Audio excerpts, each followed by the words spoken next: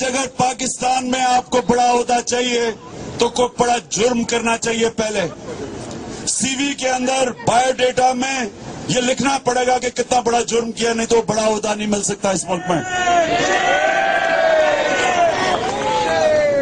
یہ ایک بڑا امیر ملک ہے, یہ میں آپ سب کو بتانا چاہتا ہوں. یہ غریب ملک نہیں ہے. یہ جو ہم بیکاریوں کی طرح آئی ایم ایف کے سامنے یا امریکہ کے سامنے جھکتے ہیں, اس کی کوئی ضرورت نہیں. ابھی تک کتنا امریکہ نے ہمارے 60 سالوں میں کتنی امداد کی ہے؟ 28 ارب ڈالر. 60 سالوں میں اس ملک کو 28 ارب ڈالر کی امداد ملی, اور اس کے لیے ہم اپنی عزت بھی کھو بیٹھے, اپنی آزادی بھی. لیکن صرف بلوچستان کے اندر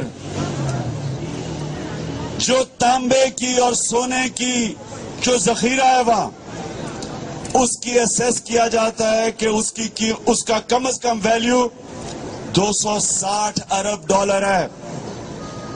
جو وزیرستان میں تانبے اور سونے کی ذخیرے پڑے ہیں اس کا اندازہ اس سے بھی زیادہ ہے. تھر کے اندر جو ہمارا کوئلہ پڑا ہے وہ ایران, عراق, سعودی عربیہ سے زیادہ انرجی پہ بیٹھے ہوئے ہیں. اور سارا یہ ہمارا بلوچستان سے لے کے چترال تک ہر قسم کی منتیات پاکستان میں. یہ ایک بڑا امیر ملک ہے. زمین سب سے زرخیز ہے پاکستان کی, لیکن جس ملک کی قیادت مجرم کرے اس کا کوئی مستقبل نہیں. اس لیے تبدیلی کی ضرورت ہے, ایک نئے نظام کی, نئی شکلوں کی نہیں, نئے نظام کی. اور یہ ہم نے میوزیکل چیئر ختم کرنا ہے. یہ جو باریاں لی ہوئی ہیں انہوں نے, نورا کشتی, اوپر سے لڑائی ہو رہی ہے, اندر سے دونوں ملے ہوئے ہیں, مقاصد ایک ہیں.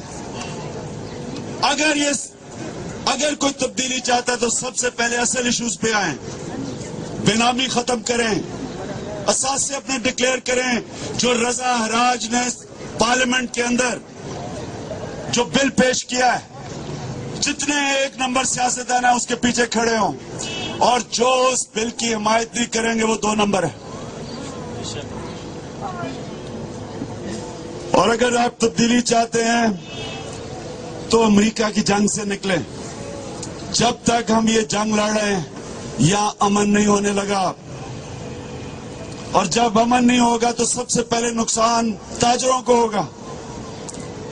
تاجر امن چاہتے ہیں, تاجر چاہتے ہیں کہ ایک معاشرے میں کرپشن ختم کی جائے. اور میں آج تاجروں کو داد دیتا ہوں کہ یہاں کا جو تاجر ہے وہ آج ایک نظام کے باوجود جنگ لڑ رہا ہے. نہ بجلی, نہ گیس, کرپشن آسمانوں پہ, حفاظت ان کی نہیں. لوگوں کو اٹھا لیا جاتا ہے پیسے کے لیے. اگر آج تاجر بھی یہاں تجارت کر رہا ہے تو ہم سب کو اس کی حوصلہ افزائی کرنی چاہیے اور اس کو داد دینی چاہیے. آنے والے دنوں میں انشاءاللہ پاکستان میں تبدیلی آئے گی, اس کو کوئی نہیں روک سکتا. تبدیلی آ رہی تھی. چیف جسٹس کے پیچھے جو قوم کھڑی تھی وہ تبدیلی چاہ رہی تھی, انصاف چاہ رہی تھی, آزاد عدلیہ چاہ رہی تھی, نیا نظام چاہ رہی تھی. 2 دفعہ اس تبدیلی کو ہائی جیک کیا گیا.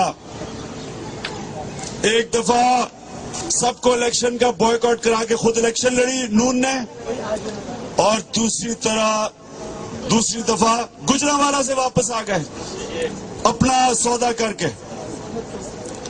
اب لوگ سمجھ بیٹھے ہیں کہ کون اس نظام کا حصہ ہے اور کون واقعی تبدیلی چاہتا ہے. اور انشاءاللہ اب جب بھی انقلاب آیا اس کو اب کوئی روکے گا نہیں, گجرانوالہ سے واپس نہیں آئے گا. وہ جب تک تبدیلی نہیں آئے گی وہ اب انقلاب پیچھے نہیں ہٹے گا. اور اس پہ پاکستان کا نوجوان سب سے آگے ہے. اور آج ہمیں سب سے خوشی یہ ہے کہ پاکستان کی خواتین بھی سیاسی ہو چکی ہیں. داد دیں ہم اپنے मीडिया पाकिस्तान के मीडिया को दाद दे कि घर में गांव में औरतें बैठी सियासी हो गई। आज कोई ड्रामे नहीं देखता, सियासी प्रोग्राम देखती है। और यही एक जिंदा माशरे की निशानी है। जिंदा माशरे में सब जुल्म का मुकाबला करने के लिए कौम खड़ी होती है और कौम तैयार हो जाए। इंशाअल्लाह इसी साल हम सबको खुशखबरी मिलेगी जब एक नया पाकिस्तान और नया निजाम लेके आएंगे।